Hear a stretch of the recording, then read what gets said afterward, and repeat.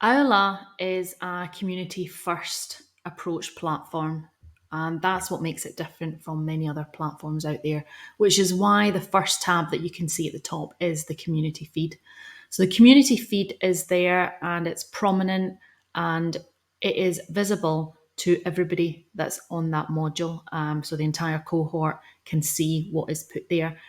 As earlier, you posted something on the feed, so you can see how it'd be easy to disseminate information and then to reply to each other and to put emojis, put questions, and you can see on here it can be either dissemination, it could be learners getting in touch with questions, it can be back and forward, some emails, some information. So very, very useful community feed that encourages that social interaction amongst learners and encourages that community of practice.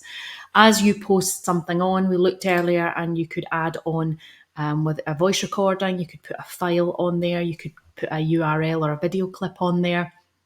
You can also, when you're adding a post, you can put in a schedule. So what you can do is you can choose the date and the time that you want to release that post. And that's when that will actually be visible to learners. So it might be 9 o'clock every Monday morning. You want to be able to do that. And also, when you put it up, you can choose to, on any of the posts, you can choose to pin the post. And what that does is it makes it prominent for around 72 hours.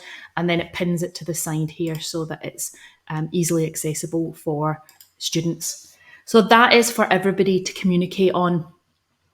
However, if you want to communicate with students individually, what we've got at the side here is a messages column. So it doesn't matter which module I go to, whether I go to my test space, this messages column at the side always stays the same. And in this column, you will have groups or people that you can communicate one-to-one, a bit like WhatsApp. So in here, if you want to speak to somebody, you can create a new message and you can add in, start typing the person's name, and it will come up with a selection of people, and then you can choose who it is you want to add. If you want to add several people, then you can do that, and then you would be asked to make a name for that, a conversation title for that group of people. So it could be that you split your classes into some groups to make it easier to communicate with smaller numbers. And when you've got that group there, you can then go into it. You can see all the members that are there. You can view the participants. You can mute notifications, etc. on there. You can just start conversations. So that allows you to have a conversation with the whole cohort. And it's transparent and visible to everybody. And then you can also have these direct messages at the side. And as I mentioned there, what you can do is you can go into your icon up in the top left-hand corner and you can click on your notification settings. And in here, you can choose whether you want to have push notifications or emails for either comments, posts, or messages.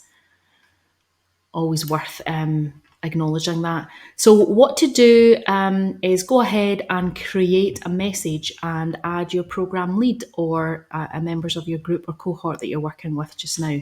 Give it a go.